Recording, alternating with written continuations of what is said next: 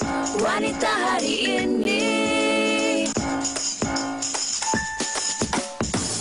Wanita hari ini bijak mengatur, mengurus mata wataknya. Usahawati, ibu, istri, permaisuri. Wanita hari ini di zaman modern masih kekalkan adatnya. Dihormati, disayangi, disanjungi. Wanita hari ini. Hai, Assalamualaikum semua. Selamat tengah hari, selamat sejahtera kami ucapkan kepada anda semua untuk siaran 18 Januari 2023. Hari ini hari Rabu bertemankan saya Uyana Arsyad dan juga rakan setugas saya sangat ceria warnanya. So kita cantik. Ya, dan awak pun cukup cantik hari ini macam Princess Elsa. Let it go. Baik-baik nanti saya jangan. Okey, apapun kami harapkan anda dalam keadaan yang sihat sahaja dan Yana, hujung minggu ini adalah tahun baru Cina dan kemudian diikuti dengan cuti yang agak panjang juga sebab hari Isnin, hari Selasa cuti bersempena dengan tahun baru Cina dan mungkin anda sudah pun membuat perancangan. Saya bersama dengan keluarga saya adalah juga kami cuba berbincang apa yang ingin dilakukan tetapi akhirnya kami bersepakat yang kalau duduk di rumah lagi elok kot, tak payahlah kita menambah pada kesesakan nak jalan raya. Jadi segi sekeluarga tak ke mana lah. Tak ke V mana. dengan Put pun tak ke mana lah. Tak. Anak buah saya semua di kampung masing-masing di Perak. Tapi ini ingin kami ingatkan anda di mana bermula hari ini had laju di Jalan Persekutuan dikurangkan sebanyak 10 km sejam yang mana kalau sebelum ini 90 km sejam, sekarang ini 80 km sejam bermula hari ini sehinggalah 27 Januari bersempena dengan Tahun Baru Cina. Dan harap kita semua lebih cakna tentang had laju semasa ini. Okey, sebab yalah kita pun tak nak apa-apa perkara buruk yang berlaku. Seperti yang telah pun berlaku semalam, okey, yang mana berlaku di Batu Pahat, Johor, yang mana seorang lelaki sanggup menggadai nyawa menyelamatkan 3 individu yang hampir lemas selepas kenderaan yang dinaiki mereka terbabas dan terjatuh ke dalam tasik dekat Kampung Jorak semalam. Kata pemandu tu, dia sedang memandu kereta melalui kawasan sebelah tasik dan ternampak kereta terbabas ke dalam tasik. Lepas tu dia berhenti dan dia nampak 2 orang mangsa perempuan di sebelah tempat duduk pemandu dan penumpang belakang berpaut pada badan kereta sambil menangis. Lepas tu nampak seorang lelaki pula terkapai-kapai. Jadi inilah yang kita tak nak berlaku. Selagi mana kita boleh cuba untuk elak, kita cuba elak. Jadi had limit yang baru ni perlu kita semua tahu. Betul. Dan saya rasa bagi individu yang membantu itu, biasa orang kata not all heroes wear capes. Awak memang hero. Betul. Terima kasih kita ucapkan. Semoga ada ramai lagi orang-orang baik dan hebat seperti ini. Okey, baik. Hari Rabu ini, Yana, saya terfikirlah juga bagaimana kalau bagi orang yang sedang mencari jodoh. Apakah prosesnya biasanya? Kenapa awak Saya sebab adakah Sugi sedang memberi hint? Bukan. Adakah Sugi sedang mencari jodoh? Bukan, saya fikirkannya tetapi bukan saya yang mencari jodoh. Jadi persoalannya siapakah yang sedang mencari jodoh? Individu yang sedang mencari jodohnya sudah pun menunggu kita berdua di sebelah situ. Jadi apa kata kita bersama dengan Fizi Ali. Kenapa tu Fizi nampak sedih semacam sebab tak jumpa jodoh lagi? Betul. Saya pening kepala sebab sekarang ni nak cari jodoh bukan senang kan. Sebab kadang kita ikut pilihan hati kita pun tak boleh juga. Ikut pilihan hati ibu bapa, kawan-kawan, masyarakat tu tengah mencari jodoh sebenarnya. Sekejap, itu luahan hati ke macam mana? Macam frasa semacam ya. Fizi sihat Fizi? Sihat, alhamdulillah. Okey, Fizi, hari ini nak bercakap tentang kempen cari jodoh Fizi. Betul. Soalannya, kempen ni untuk diri sendiri secara peribadi ataupun sebenarnya untuk Hot FM? Ya, sebenarnya dia package 2 in 1. Okey, package macam mana? Package untuk diri sendiri dan juga radio. Tak adalah. Okey, kalau ikutkan memang Hot FM sekarang ni tengah mencari seorang lagi penyampai radio ataupun kita gelar sebagai DJ radio lah kan. Untuk segmen petang bersama dengan saya Hot Squad sebab sekarang ni saya kendalikan seorang-seorang je. So memang kita cari seorang lagi partner yang boleh bersama dengan Fizi lah. Cuma bila hashtag Fizi cari jodoh DJ, ramai yang tanya macam adakah Fizi cari jodoh ni yang untuk perempuan sahaja? Sebenarnya tidak. Tidak. Walaupun nampak macam ya, tapi tidak. Tidak, ya. Jadi perkataan jodoh tu tidaklah limited kepada wanita sahaja. Betul, Sebab betul. ini untuk Hot FM. Untuk radio sebab yalah, kalau ikutkan sekarang ni kita dah buat kempen ni lebih kurang dalam seminggu lebih macam tu kan. So kita suruh diorang buat di IG, di TikTok, diorang kena duet video tu, kemudian ada skrip dah disediakan, dan diorang kena olahkan lah skrip tu bagi paling kreatif sekali. So diorang hantar dan kita tengoklah beberapa orang yang kita akan pilih untuk kepusingan seterusnya. Jadi tidak tertutup untuk perempuan sahaja, Betul. lelaki pun boleh. Perempuan Kalau cari sahaja. jodoh untuk Fizi secara peribadi mungkin tertutup kepada perempuan sahaja. Okey, Fizi, mungkin boleh kongsikan juga macam mana cara nak menyertai kempen cari jodoh Fizi ni? Macam yang Fizi cakap tadi tu je ke? Betul, Ataupun kalau ada ikutkan cara-cara memang lain ke? kita memang dah sediakan, saya katakan tadi tu, memang caranya adalah tetap sama, kena pergi ke TikTok dan juga IG Hot FM 976. So dekat sana memang kita ada sediakan skrip, ada video yang korang kena duet. Buat je video macam mana cara korang pun. InsyaAllah kalau orang kata terpilih, kita mencari lebih kurang dalam 10 orang. Wow. Untuk kepusingan yang seterusnya macam tu. Okey, dua dah ada. Cik tak ada. Yang ini boleh. Yang ni dah tak boleh kan? tak boleh ke? Yang ini boleh lagi kan? Okey, boleh. Tak ada masalah. Boleh, saya boleh. Okey, baik Nafizi. Biasalah cakap pasal jodoh ni, mestilah ada kriterianya, proses-prosesnya. Jadi untuk jodoh yang cari untuk Hot FM ni, apa antara kriteria yang dicari? Gitu soalan Yang sendiri. dia cari, dia berbaju kuning, berambut warna hitam. Rambut warna hitam. Okey. Berbaju kuning. Baju kuning, dia pakai jam belah kiri. Okey. Macam sama dengan awak lah. Jadi awak nak saya try? Tapi secara Secara kita serius lah. Kalau ikutkan memang ini adalah peluang kepada semua orang. Sebab ramai selama ni saya jadi penyampai radio hampir 8 tahun. Baik. Saya jadi penyampai radio. So daripada dulu sampai sekarang ramai DM saya, dia tanya macam, Fizi macam mana nak jadi penyampai radio? Fizi macam mana? Sebab memang dia tak ada satu jalan yang straight terus kita dapat jadi penyampai radio. Contohnya macam pengacara mungkin dia ada kena datang casting ataupun hosting, kena datang casting lah kan.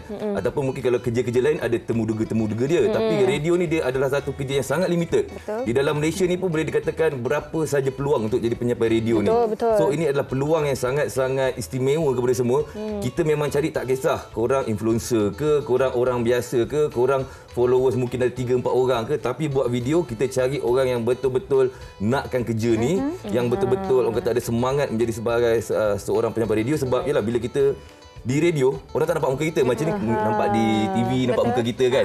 So bila di radio ni, orang hanya fokuskan pada suara kita. So yang paling penting adalah suara kita. Nombor 2 adalah setiap perkataan yang keluar pada mulut kita, orang akan percaya. Betul ke tak betul, orang akan percaya. So info yang sangat penting, sangat-sangat orang kata diperlukan. Memang kita kena orang kata bagi tahu juga. Dan senang cerita, rupa paras pun tak penting. Paling penting suara tu. Jadi Fizi selepas ni boleh tak. boleh guna suara perut. Kata Itu suara penting. start dulu. Itu kita perbezaan. Radio dulu dan radio sekarang kita tengok banyak perbezaan tau. Macam Yana kata betul. Macam start dulu kan. Hai bersama dengan saya. Start dulu macam tu. Tapi sekarang macam korang juga, dia lebih santai. Relax. Sebab apa tau, kita nak bila orang mendengarkan kita di radio, macam mana kita bersembang dengan dia. Macam kita sekarang ni, bila kita buka radio dengan suara Fizi, dia sembang aku ke? Kita nak dia punya feel macam tu. So kepada yang siapa yang hantar penyertaan pun, kita nak ada orang feel macam tu juga. Dia orang kata mesra pendengar. Okey, tapi kan Fizi, macam mana kepada mereka yang nak join kempen ni kan? Mungkin Fizi boleh bagikan sedikit tips ke, ataupun macam mana nak dapatkan chemistry tu ke? Feel bagaimana sebenarnya yang sesuai untuk menjadi seorang penyampai radio? Yang penting masa buat video kena pakai baju kuning. Rambut warna hitam. Baju kuning juga ya, dah cari. Jam pakai belakang kiri. Belakang kiri juga. Kasut warna coklat. Okey. Tak ada, dia sebenarnya kena yakin. Yang penting tak payah tiru cara orang lain, tak payah tiru cara pengacara kita yang hebat-hebat ni, tak payah. Jadi diri sendiri, sebab karakter daripada diri sendiri akan terkeluar bila kita buat sesuatu. Tak kisahlah daripada segi orang kata video apa, bila kita buat dia akan keluar, dan itu yang kita akan tengok. Okey. Sebab kadang-kadang bila skrip semua sama, semua orang akan keluar dengan karakter yang tersendiri. Okey. Betul. Okey. Jadi orang kata buat yang terbaik, tetapi jangan try hard sangatlah kan. Betul. Kadang try hard sangat kan. Benda paling susah nak buat dalam dunia ni adalah jadi orang lain. Paling senang jadi diri sendiri. Sebab apa? Bila kita jadi orang lain, benda tu berat tau. Bila orang dah kenal kita macam tu, so lepas ni hidup kita akan terus kena macam tu. Begitulah. Yang macam awak betul-betul macam gini kan orangnya. Sopan santun ya. Alhamdulillah. Semua orang di WHI sopan santun. Terutamanya Farin Ahmad. Tak adalah. Okey, Fizik, tadi tutup pernyataan bila? Okey, kalau ikutkan kita dah berlangsung selama seminggu lebih. Dan kalau ikutkan diorang tak bagi tahu bila tarikh terakhir, tapi jangkaan saya minggu ni adalah minggu yang terakhir. Okey. So diorang kena cepat-cepat buat video sekarang. Wah, sekejap je dia punya tempoh audition Ya, tu. sebab pening nak cari tu. Satu benda lah, saya memang puji juga kepada yang dah buat video-video di Instagram, TikTok untuk hashtag Fizi cari jodoh DJ ni. Diorang semua memang sangat-sangat berbakat, memang pening kepala juga nak pilih. Nasib baik ada cari jodoh DJ kat belakang. Nampak? Kalau tak ada tu lain maksudnya. Dan siapa nak baju kuning, PM tepi, saya akan usahakan baju kuning Instagram untuk apa? kami kongsikan. Baik, terima kasih banyak-banyak. Ya, sama-sama. Selamat maju jaya lah untuk kempen Fizi mencari jodoh. Ya, Alang nak tambah sikit boleh, tambah sikit. Nak tambah sikit. Jangan lupa dengarkan Hot FM. Daripada pagi sampai ke malam bersama dengan saya Fizi Ali dan Hot Squad. Memang tiap petang 3 sampai 7 malam saya seorang-seorang je sekarang ni. Minta semua tengah tengok ni teman saya, insya-Allah. Amin, insya-Allah. Terima kasih Fizi. Okey, baik. Kerana itu dia berkaitan dengan kempen Fizi Ali mencari jodoh untuk Hot FM. Betul. Tapi sebelum tu nak tanya, Fizi pun ada seorang anak kan? Okey, alhamdulillah, betul. Okey, umur dia berapa sekarang? Tahun ni dah 4 tahun. 4 tahun dah. Dah macam-macam tahu dah tu. Macam-macam dah. Dia kalau ikutkan memang dia sangat-sangat aktif lah sekarang ni kan. So memang kita orang membagi masa lah untuk jaga anak. Okey, susah tak nak pantau anak ni? Dia tak susah kalau kita tahu cara dia. Kita tengok pun sekarang ni banyak di laman sosial pun banyak sharekan benda-benda tips-tips yang mungkin anak yang jenis terlampau cranky, anak yang mungkin selalu tengok handphone, anak yang mungkin style begitu begini kat TikTok, dekat Instagram, dekat media sosial banyak sangat yang kita boleh belajar daripada sana sebenarnya. Betul, saya setuju. Dan saya rasa sekarang ni lebih mencabar buat ibu bapa kan kalau nak memantau anak mereka. Tetapi kalau dah ada cara sendiri baguslah kan, mereka tahu ada timing dan cara untuk mendisiplinkan anak mereka. Tetapi itulah yang kita nak bincangkan hari ini, Yana, ya. Pantau anak kita, bagaimana dan apa yang harus dilakukan. Adakah kita nak menyalahkan anak kita sahaja kalau apa-apa berlaku yang tidak diingini, ataupun kita sebagai ibu bapa harus mengambil tanggungjawab dan memberikan orang kata kita yang sebenarnya bila kita lihat punca anak kita melakukan benda-benda yang negatif, mungkinkah juga kita penyebabnya? Betul. Dan kalau dulu mungkin orang kata kalau nak pantau anak ni pantau siapa kawan-kawan mereka. Betul, itu juga masih lagi dipraktikkan sekarang. Tetapi sekarang ini juga di zaman moden, zaman yang mana segalanya di hujung jari kita, kita boleh pantau anak kita menerusi apa sahaja yang mereka layari di social media, website apa yang mereka pergi, game bagaimana yang mereka main, ataupun buku apa yang mereka baca. Kadang-kadang kita tengok mereka tu macam duduk diam dengan gadget ataupun buka buku sendiri ataupun komik dan sebagainya kan Fizi. Tetapi mungkin konten ataupun isi kandungan dalam tu yang mungkin kita terlepas pandang. Bahaya bahaya kepada suami-suami sebenarnya. Maksudnya benda ni dipantau semua Oi, bahaya suami-suami semua. Isteri boleh pantau. Tetapi konteks kita hari ini adalah anak-anak ya, penonton-penonton sekalian. Jadi kami nak dengarkan pendapat anda. Mungkin anda pun ada kerisauan anda bagaimana nak membantu anak anda meneruskan kehidupan mereka tanpa apa-apa yang negatif berlaku pada mereka. Jadi terus kongsikan komen-komen anda di Facebook WHI ataupun Instagram WHI. Dan sekejap lagi kita akan bersama dengan dua orang tetamu istimewa kita untuk kita kupas isu ini dengan lebih lanjut lagi. Jangan ke mana-mana, kita kembali selepas ini di Wanita Hari Ini. Thank you Fizi. Welcome. Wanita Hari Ini. Wanita Hari Ini. Memantau aktiviti anak-anak sama ada dari segi pergaulan, bahan bacaan mahupun melayari laman sesawang, permainan video dan sosial media adalah satu kemestian untuk memastikan agar anak-anak tidak mendapat pengaruh buruk. Kebanyakan ibu bapa mengambil langkah untuk mengelakkan anak-anak daripada bermain di luar bagi mengelakkan perkara yang tidak diingini. Tetapi, adakah ibu bapa yakin bahawa dapat melindungi anak-anak dengan melihat anak di depan mata di rumah? Dalam pada itu, berdasarkan Tinjauan Kebangsaan Kesihatan dan Morbiditi NHMS 2017, mendapati 50.1% pelajar sekolah menengah menghabiskan masa lebih dari 3 jam bermain permainan komputer dan menonton televisyen. Manakala berdasarkan tinjauan oleh Lembaga Penduduk dan Pembangunan Keluarga Negara LPPKN di Lembah Kelang pada 2022 mendapati 78.9% ibu bapa membenarkan anak-anak untuk memiliki gadget. Dalam 85.6% remaja yang melayari internet, 29% daripadanya mengalami ketagihan internet. Selain itu, terdapat juga kandungan animasi kartun yang telah diolah semula dengan konten yang menjolok mata dan boleh memberikan pengaruh yang tidak bermoral kepada golongan remaja dan anak-anak. Bukan sekadar bahaya di media sosial, tetapi juga bahan bacaan fizikal yang diperoleh oleh anak-anak juga perlu diberikan pemantauan yang sewajarnya. Selain mengetahui dengan siapakah anak-anak bergaul. Lalu sejauh mana ibu bapa boleh memantau setiap aktiviti anak-anak? Pantauan yang bagaimana seharusnya diberikan agar moral anak-anak terus dipelihara. Generasi tunduk itu adalah julukan yang diberikan kepada generasi masa kini, anak-anak zaman milenial yang mana mereka cukup terdedah kepada teknologi, apatah lagi gadget dan sebagainya.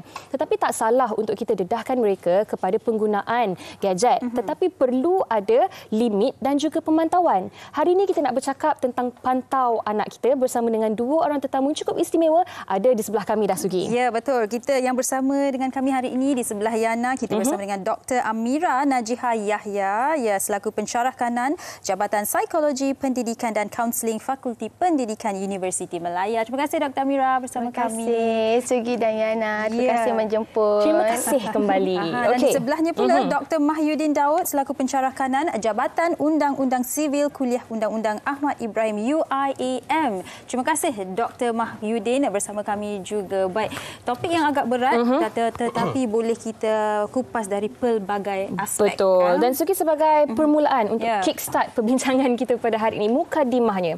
Bila kita cakap pasal pantau ataupun pemantauan, macam awal-awal tadi, Yana cakap, Yana bagi tahu kat kita semua yang kita perlu pantau anak-anak kita. Kalau dulu mungkin dari segi pergaulannya, siapa kawan-kawan anak kita, itu perlu kita pantau, perlu kita tahu. Mungkin boleh dipraktikkan juga untuk zaman sekarang, tetapi lebih lagi lah sekarang ni kan doktor. Sebagai permulaannya mungkin doktor boleh kongsikan dulu apa sahaja benda ataupun aspek pemantauan yang diperlukan untuk kita pantau anak-anak kita ni.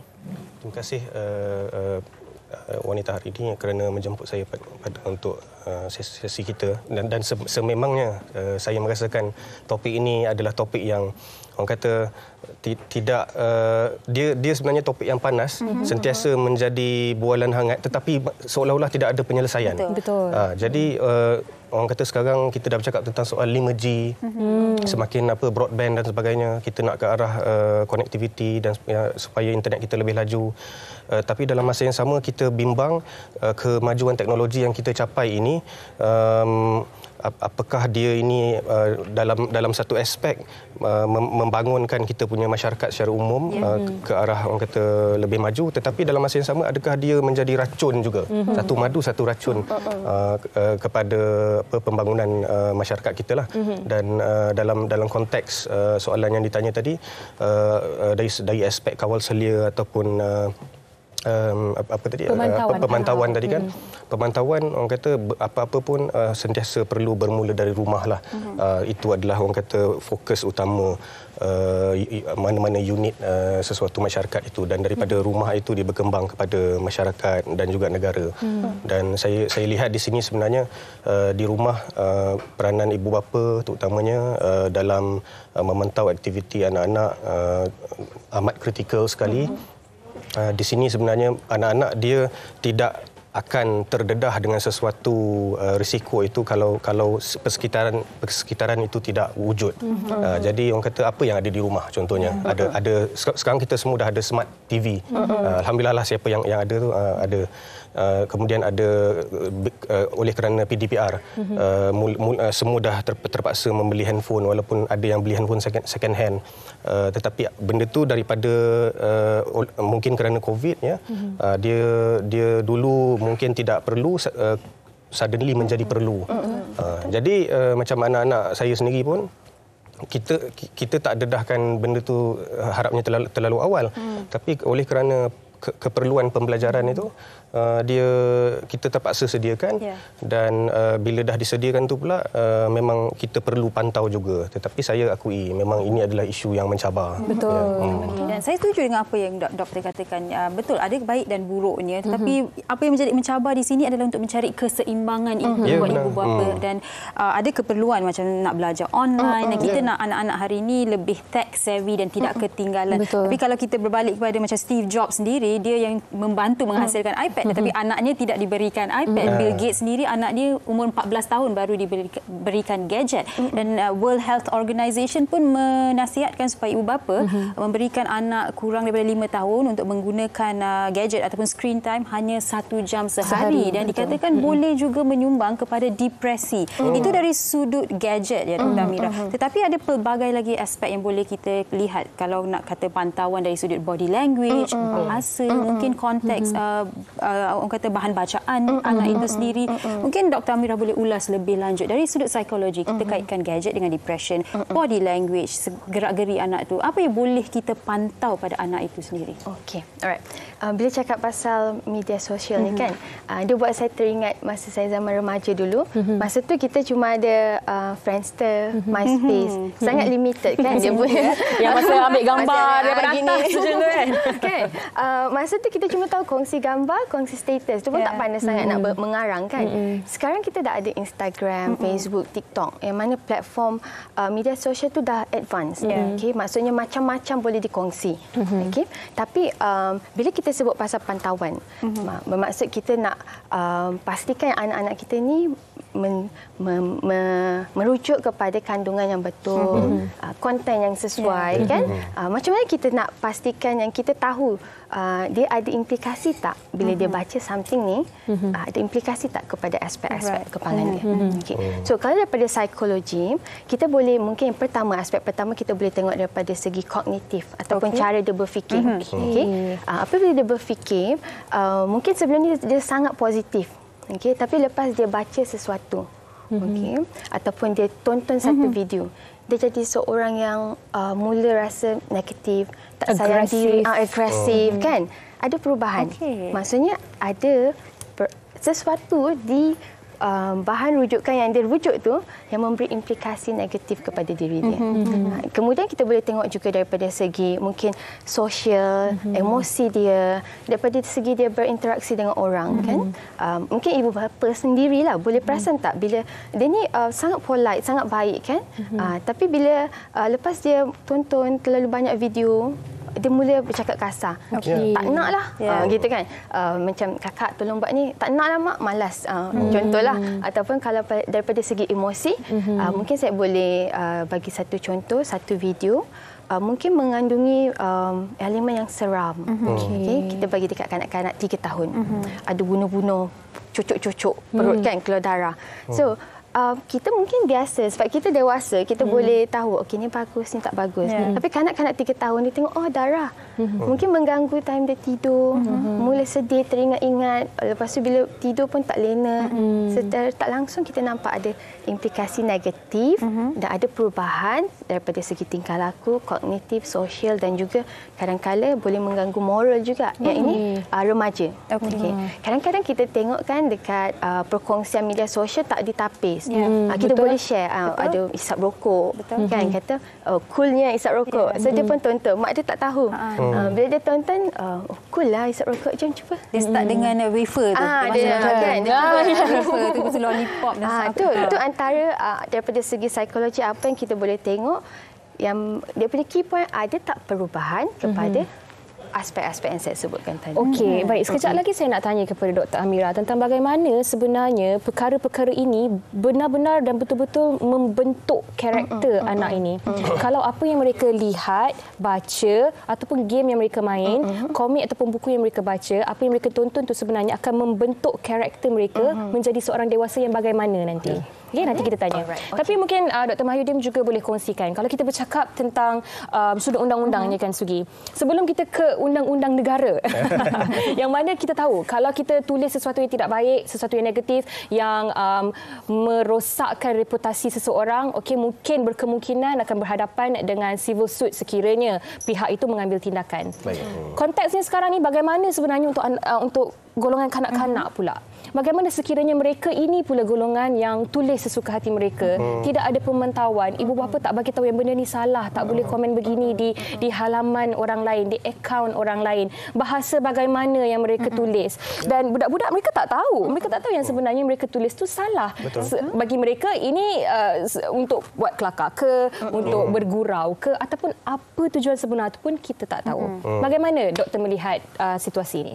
Saya melihat situasi ini macam poin saya sebelum ini, dia bermula daripada rumah. Jadi sebenarnya daripada rumah ibu bapa mempunyai peluang dan ruang yang cukup untuk membentuk, untuk memperkenalkan apa-apa orang kata undang-undang atau peraturan house rules lah kita katakan. Mungkin dia boleh bermula dengan hadkan masa penggunaan gadget contohnya. Dan saya sebenarnya nak menyambut pada Dr. Amirah sebut tadi, dia ibu bapa kena tahulah sekurang-kurangnya ambil maklum apa yang anak-anak main, apa risikonya yang mungkin terjadi, contohnya gadget, phone, dan juga apa lagi video game, TV. Jadi jangan semata-mata membelikan dan menyediakan, tetapi fahami juga apa yang gadget ini mampu lakukan kepada keluarga kita lah.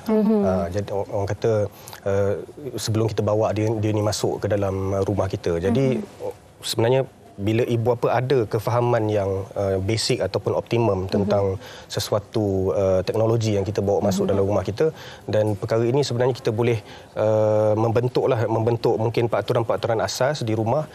Contohnya adik pukul 9 malam stop main contohnya. Dan terdapat juga setengah-setengah aplikasi sekarang ni yang dibangunkan, mereka boleh ditentukan apa yang boleh difilter dan apa yang boleh dilihatlah. Jadi itu sebenarnya satu lagi saya nampak peranan ibu bapa. Bila ibu bapa cakna tentang apa aplikasi game dan sebagainya yang ada di media sosial dan di Play Store contohnya, bila ibu bapa tahu dan memahami apa risikonya, dan di situ sebenarnya ibu bapa boleh membuat pilihan yang betul untuk orang kata kawal seliakan diri dan menentukan apa yang anak-anak boleh lihat dan tak boleh lihat. Dan jadi di sini sebenarnya kita boleh tengok juga macam contoh TV digital kan dah ada Netflix dan sebagainya.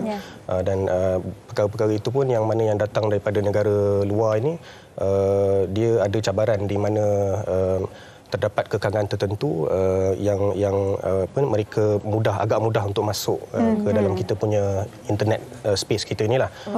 Jadi di situ sebenarnya ibu bapa bila pasang TV nampak mungkin konten tertentu itu nampak anak-anak tertengok, terpop up dan sebagainya. Jadi perlu dengan segeralah ambil tindakan yang sewajarnya lah. Mungkin minta tutup TV ke, tukar channel lain ke. Ini intervention yang on the spot. Tidak perlu undang-undang orang kata, tapi kita menjalankan tanggungjawab kita sebagai ibu bapa, sebagai Dan saya suka house rules, peraturan-peraturan yang harus mula daripada rumah, sebab kadang-kadang apa yang berlaku, doktor, mungkin ada house rules tetapi ibu dan ayah itu sendiri yang tidak mengikut house rules itu. Mungkin dikatakan okey sampai pukul 9 malam sahaja kita boleh tonton TV, dan apabila kita dah buat house rules tu tetapi kita duduk tengok TV, anak-anak itu akan bertanya balik, kenapa ayah dan ibu boleh tengok TV, kita tak boleh. Kalau zaman sekarang pastinya kita semua antara orang kata atmosfer yang kita selalu lihat adalah kalau kita ke restoran pun ibu bapa nak makan dengan tenang, tetapi apa yang berlaku, anak-anak itu dibiarkan dengan handphone ataupun iPad supaya mereka boleh makan dengan tenang. Anak tu boleh layan kartun ke apa kan, tak tahu apa yang berlaku di persekitaran mereka. Betul. Dan kalau kita lihat social studies ni kita buat sendiri, saya pernah buat juga. Pergilah ke mana-mana restoran, kita pergi dan lihat di meja makan yang berbeza. Tak kisahlah berapa orang individu di situ, tak kisah kisahlah usia mereka, semua mesti akan makan dengan handphone masing-masing. Walaupun duduk satu meja, tidak berinteraksi sama ada ibu, bapa ataupun anak-anak tidak bercakap. Dan ini sebenarnya sangat-sangat merisaukan, sangat-sangat merunsingkan. Betul. Dan saya nak tanya Dr. Amira, kalau kita lihat mengikut kajian ia boleh menyumbang pada depresi dan mungkin social behaviour anak itu pun terjejas kan. Adakah ia benar yang kalau anak ni bukan sahaja apabila anak itu menggunakan gadget tetapi secara amnya adakah ini menyebabkan anak-anak ini lebih introverted, tidak suka keluar sangat, tidak suka socialize? Betul ke doktor? Soalan ini tadi sama macam soalan yang saya tanyakan, jadi doktor boleh jawab sekali. Okey, tapi saya nak address yang dekat, saya tertarik yang bila pergi restoran kan, ibu bapa bagi gadget dekat anak and then dia makan. But I think kadang-kadang, maaf saya mencela doktor, kadang-kadang mungkin ibu dan ayah itu rasa malu sebab semua orang anak mereka diam dengan phone kan. Tapi kalau anak dia yang buat bising, dia rasa alamak malunya semua orang tengah diam, anak aku seorang. Jadi solusi cepat bagilah waktu tu. Okey, saya nak kupaskan sekejap ya. Saya memegang prinsip kan, ibu bapa ni tak boleh digantikan dengan gadget. Okay, sebab gadget tu hanya alat. Alat yang distract anak untuk senyap masa kita tengah makan kan. Tapi nampak tak ada ketidakadilan? Ibu bapa makan, anak tengok gadget. Okay. Sebenarnya apa yang penting kat sini adalah ibu bapa kena rajin. Rajin quote unquote kat sini adalah rajin melayan kerenah anak. Kalau kita tengok ibu bapa dulu-dulu kan tak ada gadget pun. Anak nangis dukun bawa keluar apa semua, cuba yang terbaik untuk tenangkan anak. Kita jangan ambil jalan mudahlah untuk itu. Okey. Yang seterusnya saya cover untuk bagaimana boleh ganggu dia punya behavior dia masa akan datang. Okey. So, kita ada satu pepatah kan, melentur bulu biar dari rebungnya. Kalau kita nak didik anak, kita didik daripada dia kecil. Kan? Memang betul. Umur 0 hingga 6 itu adalah golden age. Maksudnya itulah masa yang kita nak ajar dia macam-macam, bagi tahu mana yang baik, mana buruk. Dan bila dia masuk remaja, dia akan memegang prinsip yang diajar oleh ibu bapa ini. Dia tahu nak bezakan baik dan buruk, dia akan gunakan di masa remaja. Tapi kita kena ingat, fikiran anak-anak di zaman kanak-kanak, zaman remaja belum matang. Kalau kanak-kanak, kita nampak dia tanya banyak soalan kan, lagi-lagi yang toddler. Kenapa awan hujan, kenapa rumput tu macam tu, banyak soalan. Nampak macam wow, pandainya. Berjuta-juta kan. Tapi sebenarnya dia nak tanya kita sebab dia nak tahu, bukan sebab dia tahu. Okey. Sebab dia ada batasan dalam pemikiran dia. Limitasi daripada segi dia berfikir. Dia perlu tahu, tanya kita untuk kita ajar dia. Okey. Dan remaja dia nampak matang tapi belum sepenuhnya matang. Dia ada limitasi, dia high curiosity. Saya nak cuba, saya nak explore. Okay, tapi ada sisi dia yang emosi tak stabil lah kan. So maksudnya kalau kita nak ajarkan kanak-kanak macam mana nak pilih nilai yang baik, nilai yang buruk, kita ajar daripada kecil. So, mungkin saya boleh kongsi anak saya sendiri. Dia berumur 3 tahun. Bila Yana tanya tadi kan, macam mana kita nak bagi tahu dia yang ni tak boleh tengok, yang ni boleh tengok kan. Daripada dia kecil, umur 2 tahun saya baru bagi dia TV. Dia tak ada gadget lagi sampai sekarang. Sebab TV tu saya letak dekat ruang tamu. So maksudnya kalau saya duduk situ, saya boleh tengok bersama dia. Kalau saya memasak, saya boleh nampak sampai ruang TV tu. So apa yang dia tengok, saya boleh tengok juga. Okey. Alright. So bila masa dia 2 tahun tu, saya ajar dia arahan yang simple sebab pada tahap ini dia dah boleh faham. Tapi dia tak boleh express apa yang dia faham. Maksudnya expressive language dia tak banyak. Very limited vocab. Tapi bila you bagi dia arahan ataupun penerangan, dia can understand. Contoh macam kalau budak kan, tolong ambil botol susu, dia ambil, dia angguk. Tapi dia tak boleh cakap kan umur 2 tahun. Okey, so simple guide untuk kanak-kanak begini. Bila ada kadang-kadang kan dalam satu video kanak-kanak ada kartun macam serigala dengan rabbit kan. Serigala tu suka bully rabbit. And then rabbit tu takut. Lepas tu saya cakap lah, it's not good to do like that. okey, orang akan sedih, the rabbit will feel sad. Okey, lepas tu satu hari tak jalan, tak boleh. Okey, masa setahun, sekarang dia dah 3 tahun. Sekarang bila dia nampak ada konten sebegitu, contoh ada orang nak, dalam kartun ada orang nak cuba pukul orang lain kan, dia akan datang kat saya lari-lari, ibu, this is not good. So saya akan ambil remote, you want to watch this, I don't want. Saya skip part tu. So pergi kat tempat yang lebih dia suka, maksudnya pergi dekat part yang dia suka lah. Okey, baik. So mungkin daripada awal. Jadi bila macam approach yang doktor sebut tadi tu kan, bila anak-anak dah terbiasa dengan peraturan yang kita tetapkan dari usia yang muda lagi, jadi dia sebenarnya membentuk peribadi anak-anak tu secara automatiknya, dan dia orang kata macam yang doktor sebutlah, tak perlu kita beritahu dia, dia pula yang datang kat kita, abang-abang dia yang bagi tahu konten ni, abang-abang ini tak betul ni, adik pergi tulis macam ni dekat game tadi contohnya. Jadi dengan sendirinya orang kata dia boleh membezakan apa yang betul dan tak betul, dan kita orang kata kita nampaklah ada hasil di situ. Dan seperti yang Dr. Amira kata, kita kena konsisten lah, jangan sehari aja. Betul. Sebab kita sendiri yang dah dewasa ni, kalau sekali baca tu pun tak naik dalam otak. Beberapa kali baca kan. Dan saya tertarik untuk baca salah satu komen dari rakan kita di Facebook, dari Hamidah Hassan. Assalamualaikum. Waalaikumsalam. Dah boleh share topik hari ini sangat menarik dan mencabar. Saya ibu kepada 6 orang anak lelaki. Sekarang 2 dah kahwin. Memang mencabar sangat membesarkan anak-anak zaman sekarang. Tapi akak dari dulu anggap anak macam kawan. Sentiasa bertanya, ada masalah ke tak di sekolah ke? Kita kena rajin berborak dengan diorang, jangan biar je. Mungkin ini yang Dr. Mahyudin boleh komen sedikit dan kongsikan sedikit. Bagaimana sebenarnya dalam kita memantau anak-anak kita, kita tidak menjadi ibu bapa yang terlalu controlling, terlalu strict. Sebab nanti mungkin ini juga yang akan membuatkan anak-anak ini rasa rebellious. Anak-anak ini rasa tidak dekat dengan ibu bapa. Ibu bapa seolah-olah tak faham dengan mereka. Bagaimana sebenarnya, orang kata macam nak menarik rambut dalam tepung kan Sugi? Rambut tu tak putus, tepung tu tak berserak. Approach bagaimana yang paling sesuai untuk kita menyentuni anak-anak kita, tapi pada masa yang sama kita memantau kegiatan mereka. Saya nak kasih disclaimer lah, yang mana saya bukanlah pakar ke ibu bapa.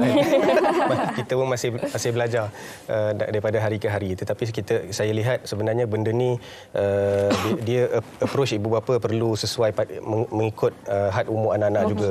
Mungkin ni macam apa yang Islam ajar kepada kita lah. Jadi orang kata di peringkat sekitar 8 tahun sehingga 10 tahun atau 12 tahun tu kita perlu seolah-olah lebih dekat dengan anak-anak, dan bila dia menjangkau ke usia remaja, kita perlu menjadi kawan kepada mereka. Jadi di situ sebenarnya anak perlu tahu apa base rule dia, apa peraturan asasnya, ini boleh, ini tidak boleh, dan perkara itu perlu konsisten. Tidak kisahlah dia pakai teknologi apa, internet ke, main game ke apa. Benda tu akan berubah-ubah. Lagi 10 tahun kita tak tahu. Yang sekarang ni pun kita nampak yang virtual reality tu dah ada. Tak tahulah kalau esok anak suruh beli ke apa. Kita tengoklah macam mana kan.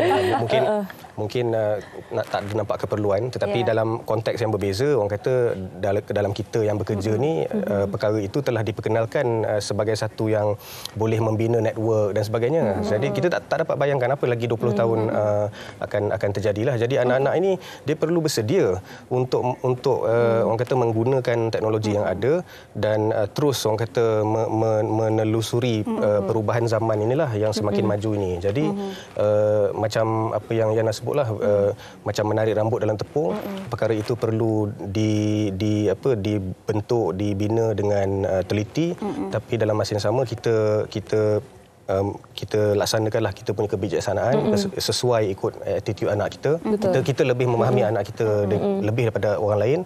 Jadi mungkin kalau nampak terlalu keras atau terlalu ekstrim, kita pujuklah sikit ke macam mana kan. Jadi perkara ini perlu budi bicara ibu bapa.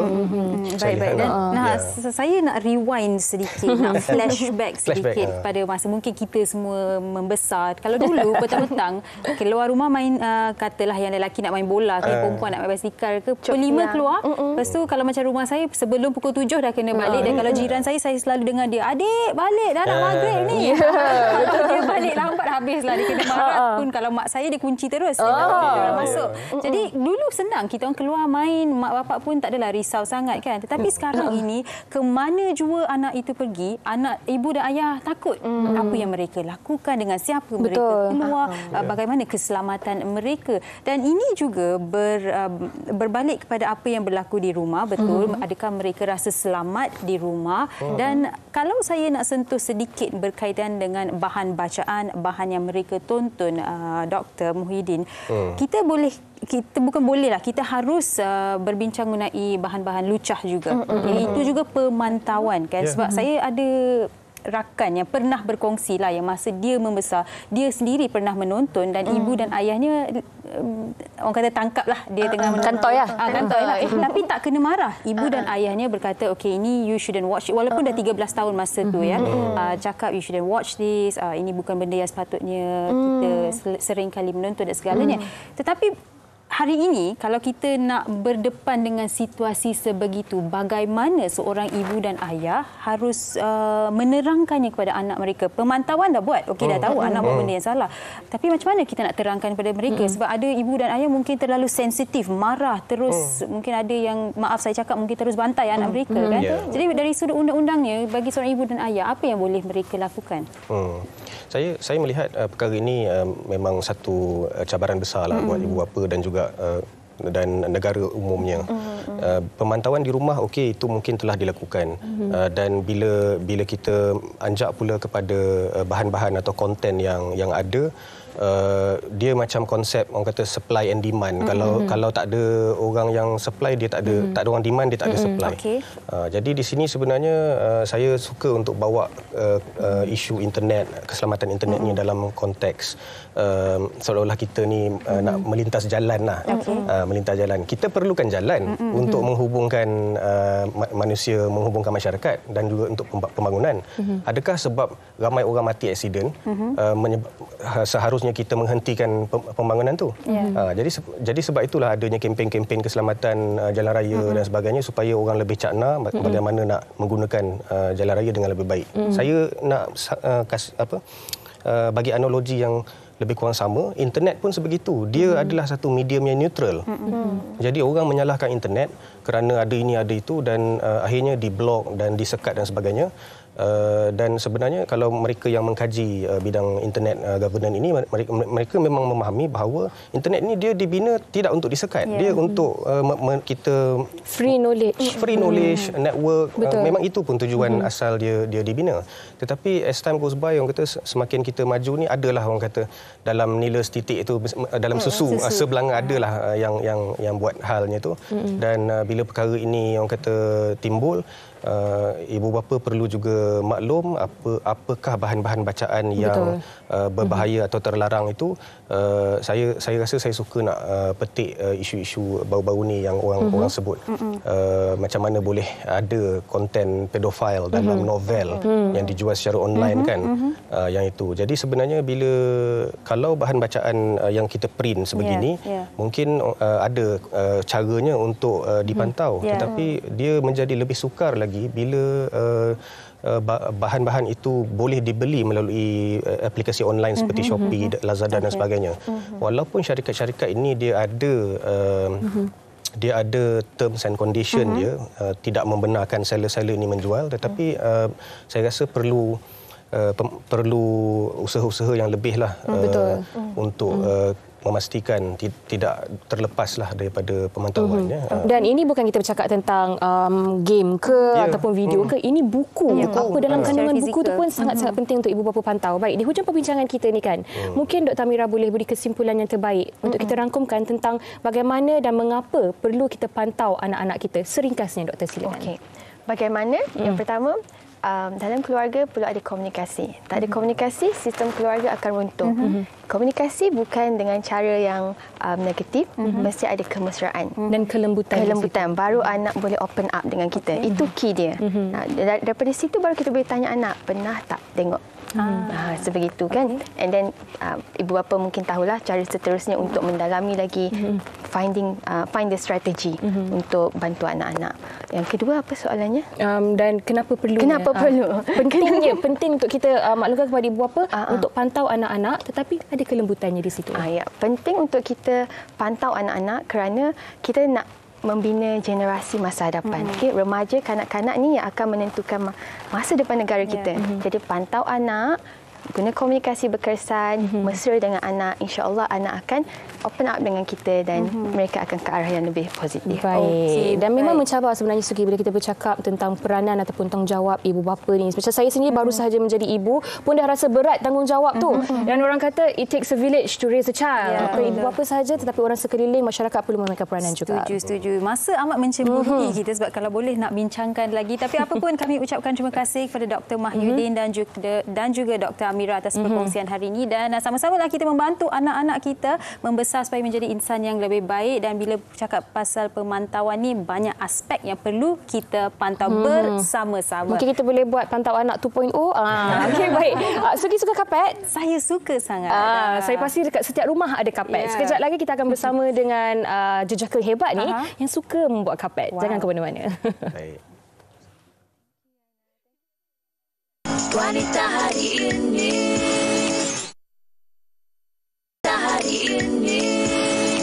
Wow, Yana, saya sangat teruja. Kalau awak lihat muka saya, nampak tak keterujaan? Nampak happy, nampak? Nampak sangat happy kan? Sebab hari ini kita bersama dengan 3 orang jejaka yang katanya nak ajar kita orang macam mana buat tufting. Kita bersama dengan Izul, Darwish dan juga Hamil. Okay. Darwi Hundreds Rocks. Ya, betul. Wah, sedap. Nama kedai diorang pun sedap juga.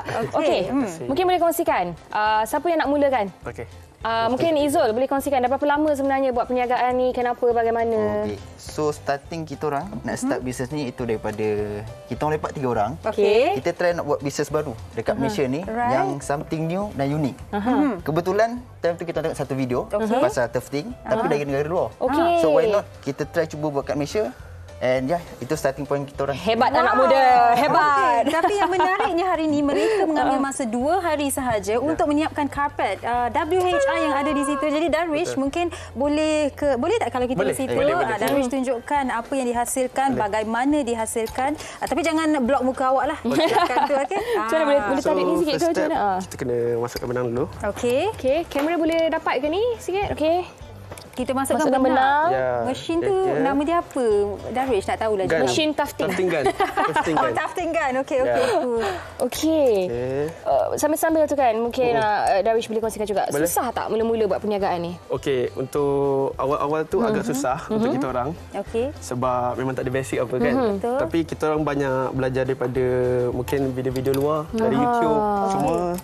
And slowly kita orang learn proses-proses dia. Ambil masa juga. Okey. Anda bertiga kalau boleh kongsikan umur tu dalam age berapa tu? 25. Sama lagi kita? Tak ada. Okey, sambil-sambil terus buat. Sebenarnya tadi Darwish kata kita boleh cuba tapi saya tak nak rosakkan karpet tu. Jadi Darwish sebab dah cantik kan. Ni ni macam best release stress je kan? Ya, boleh. Okey, baik. Dan Izul, katanya Hamil adalah designer. Amil. Amil ke Hamil? Amil. Alamak, salah. Hamil tu lain tau. Amil designer kan? Tapi mungkin Izul boleh bantu berkongsi lah bagaimana anda mendapat inspirasi untuk setiap design ini. Ini design apa ni? Ini nasi lemak. Oh, nasi lemak. Mungkin ini nasi lemak RM50 sebab besar. Ini telur, ini nasi, ikan bilis. Okey, baik. Mana dapat inspirasi? Design-design ni ada daripada customer kita orang sendiri. So, diorang akan bagi, so kita orang akan buat lah. Tapi kalau untuk yang kita orang punya sendiri, kita akan cuba cari hasil design baru untuk kita orang berkarya. Contoh macam kucing ni. Alah, miau, comelnya. Kucing. Alah. Okey. Apa sebenarnya design yang paling susah yang anda pernah paling dapat susah. Nak tufting tu macam Allah susahnya? Paling susah. Yang tu salah satu. Hampir. Ini Itachi daripada saya. Naruto. Ini sebab detailing dia terlalu banyak dan juga bermain dengan colour. Okey, cool. Ada Doraemon kat bawah. Doraemon dengan Nobita tu comelnya. Kalau awak nak buat design apa? Suki? Kita mula dari basic je lah, Yana. Tak payah berangan sangat. Okey, Darwish, nampak senang apa yang awak lakukan itu. Okey, tapi mungkin awak ke sini sedikit lah juga kan. Nak tengok muka awak juga siapa yang buatnya. Benang yang digunakan ni nama dia apa sebenarnya? Dia tebal semacam Apa dia? Benang kait lah. Oh, ini kalau saya dulu macam buat apa tu cross stitch tu kan? Lain Lain sangat. banyak jenis Okey, anda bertiga ni ada membuat apa-apa kelas tak? Sebab sekarang ni ramai juga yang membuat kelas tufting kan, ataupun dia macam terapi lah, just masuk sehari tu buat sampai-sampai lepak dengan kawan kan. Buat masa sekarang ni memang tak ada, kita orang just ambil order dia, tapi insyaAllah for future kita akan buat benda tu. Yes, Awak harus jemput kami ya. Kejap, untuk siapkan yang carpet untuk wanita hari ini ni masa 2 hari. Okey, paling susah paling lama buat berapa hari dan paling sekejap buat berapa lama? Dia paling lama kalau gunakan frame besar, kita orang akan ambil batch-batch. Iaitu maknanya satu carpet dalam sebulan lah. Macam contoh macam ni. Contoh siap ni kita orang dah boleh potong dan boleh siapkan. Okey. Contoh kalau frame besar, kita orang kena siapkan semua dulu, baru kita orang boleh potong. Okey. Itu mungkin sebulan.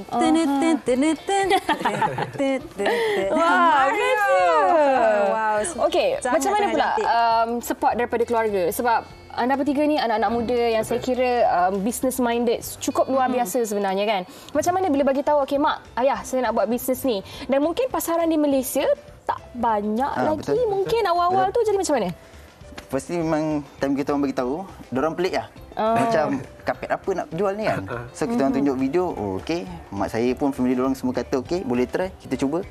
And so far alhamdulillah semua jalan lancar. Diorang bagi support. Okey, baik. Satu lagi saya nak tanya Memang tufting ni adalah sesuatu yang memerlukan kemahiran dan harganya juga agak tinggilah boleh saya katakan Tapi mungkin ramai orang berpendapat kenapa mahal sangat macam kapet je kot. Dan ini peluang anda untuk menerangkan sedikitlah kenapa orang harus faham yang ini memerlukan kemahiran dan kenapa harganya agak mahal. Okey. So bagi kami, harga dia agak mahal disebabkan ini menggunakan kemahiran kami dan juga daripada segi harga costing juga makanan. Sebab kami bukan menjual barang, kami menjual karya kami sebenarnya. Okey, baik. Kita akan bersama dengan mereka sekali lagi. Okey. Tapi kita nak berehat terlebih dahulu, Sugi. Mungkin Sugi nak cuba? Nak cuba ke Sugi? Mungkin boleh cuba, tapi anda berehat. Tak nak bagi anda tengoklah, nanti anda gelapkan saya. Jangan ke mana, kembali selepas ini di Wanita Hari ini. Boleh cuba ke? Saya nak cuba. Tak rosak ke? Tak, betul Betul Saya risau. Tak ada ke yang contoh lain? Wanita Hari Ini. Wanita Hari Ini.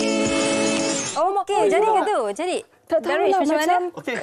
Jadi. Okey, dan apa yang menarik dia, ada satu aplikasi di mana Amil akan tunjukkan boleh buat sedikit kelainan. Apakah kelainan itu, Amil? Tunjukkan pada kamera.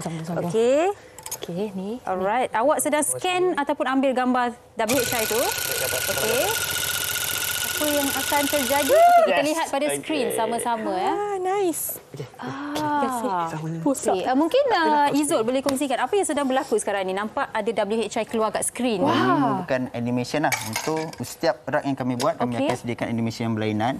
Ini untuk customer kami je, untuk ambil gambar, untuk diorang promote. So something new lah untuk rak kami. Wah, cool betul. Menarik. Okey, baik. Dan di penghujung ini, apakah laman Instagram anda ataupun lokasi kalau orang nak datang tengok ke nak beli terus, Izul? Kalau untuk kontak kami, boleh melalui IG atau TikTok, iaitu 100 Rak. Dan kalau kedai kami, itu berada di Batu Pahat, Johor. Okey, anda semua pun mesti aktif dekat TikTok? Ya, betul. Betul. Jadi konten-konten macam ni memang orang suka tengok ataupun bagaimana? Yes, so far memang orang suka nak, sebab benda ni something yang baru lah. Okey, selamat maju jaya kita ucapkan kepada Izul, Darwish, Amil. Selamat maju jaya. Semoga dapat menghasilkan lebih banyak lagi rocks yang berkualiti. Okey, dan terima kasih juga kepada anda penonton yang telah berkongsi komen-komen anda. Memang tak sempat hari nak baca, tapi nanti saya baca. Ada komen Farin Ahmad tau. Ya, saya dah baca komen tu. Dan WHI akan kembali esok dengan satu lagi topik, satu topik kesihatan, iaitu betul tu, kencing tak lawas dalam kalangan wanita. Mungkin anda yang menghadapi masalah ini, okey, perlu tengok perbincangan kita. So kalau yang tidak mengalami masalah ni pun, untuk ilmu pengetahuan, okey, boleh ikuti perbincangannya esok. Okey, jadi sama-sama kami nak ingatkan anda sekali lagi untuk pantau diri sendiri dan pantau orang di sekeliling sekeliling termasuk anak-anak di rumah. Betul. Kalau tengok konten macam adik-adik kita ni, tak apa. Okey, baik. Terima kasih semua. Selamat berehat, selamat bekerja. Kami undurkan diri terlebih dahulu. Assalamualaikum. Terima kasih. Bye-bye. Stay safe semua. Permaisuri kepada si suami, kepada anaknya, dia ratu di hati. Tunggak keluarga, kalau bukan dia siapa lagi? Wanita hari ini bijak mengatur, mengurus mata wataknya. Usaha